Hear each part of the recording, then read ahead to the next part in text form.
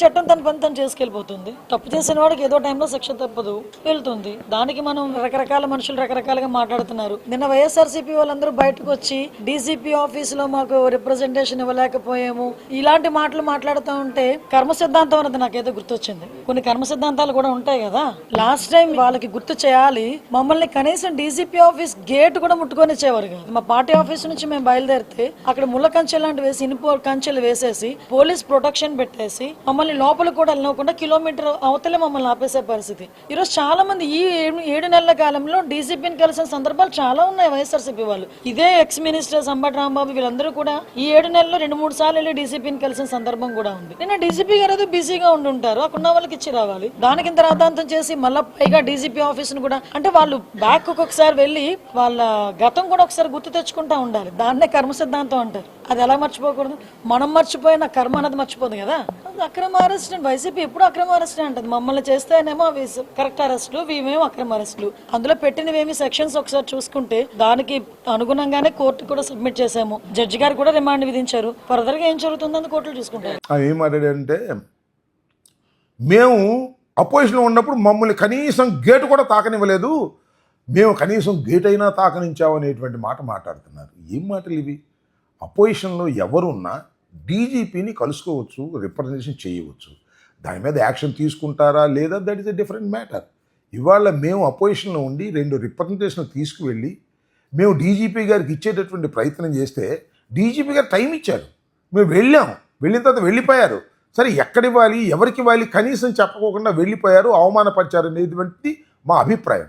దాన్ని నేను స్పష్టంగా చెప్పాను. దానికి హోంమంత్రి గారు మాట్లాడుతున్నారు తప్ప డీజీపీ గారి ఆఫీసు మాత్రం ఏమీ స్పందించడం వల్ల. అంటే దాని అర్థం ఏంటి?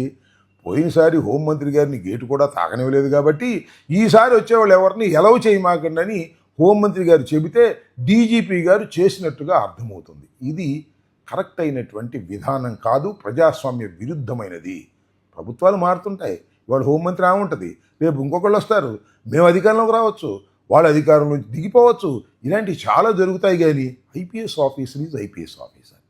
కానీ ఐపీఎస్ ఆఫీసర్ గారు ఈ విధంగా ప్రవర్తించడం అనేది చట్ట వ్యతిరేకమైందే కాక ఆక్షేపణీయమైంది అని కూడా ఈ సందర్భంగా నేను మనవి చేస్తున్నాను. ఓ మాట చెప్పేయండి, డీజీపీ గారు వైఎస్ఆర్ కాంగ్రెస్ పార్టీ వారి దగ్గర నుంచి రిప్రజెంటేషన్ తీసుకుంటే చంద్రబాబు నాయుడు గారు, లోకేష్ గారు, హోంమంత్రి గారు అంగీకరించడం లేదు కాబట్టి మేము వారి దగ్గర నుంచి రిప్రజెంటేషన్ తీసుకోము అని చెప్పండి.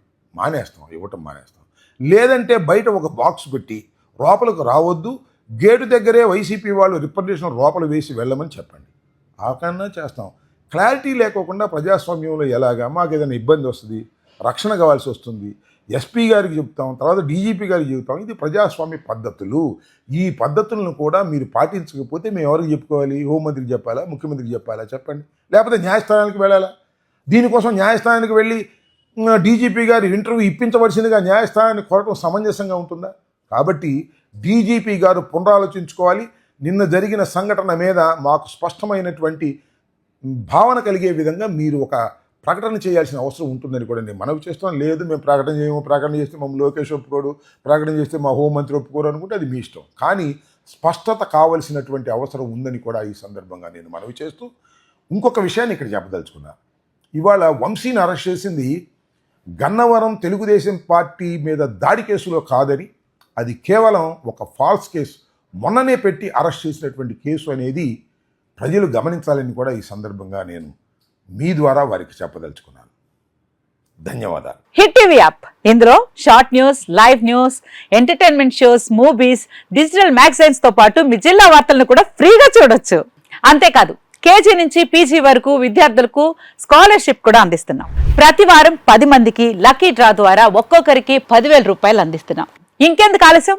వెంటనే హిట్ టీవీ యాప్ ని డౌన్లోడ్ చేసుకుని ఫ్రీగా ఎంటర్టైన్మెంట్ పొందండి. Hit TV app. Hit TV app. Please download hit TV app. Hit TV app ని ఫ్రీగా డౌన్లోడ్ చేసుకుని ఎంజాయ్ చేయండి. మీకు నచ్చిన ఎంటర్టైన్మెంట్ కోసం హిట్ టీవీ యాప్ ని ఫ్రీగా డౌన్లోడ్ చేసుకుని ఎంజాయ్ చేయండి. హిట్ టీవీ యాప్ ని డౌన్లోడ్ చేసుకుని ఆస్వాదించండి, ఆశీర్వదించండి. ఇంతమంది సెలబ్రిటీలు హిట్ టీవీ యాప్ ని డౌన్లోడ్ చేసుకోండి అని చెప్తున్నారంటే ఎంత మంచి యాప్ ఆలోచించండి. అమెరికా అమెరికా అమెరికా అమెరికాలో చదవాలనుకునే వాళ్ళకి విశ్వసనీయమైన పేరు మన శౌర్య consultancy. UK Law 1 Year Masters. UK Law 1 Year Masters. 2 years work permit up to 5 years visa. Contact Saurya Consultancy. Contact 89851 89851.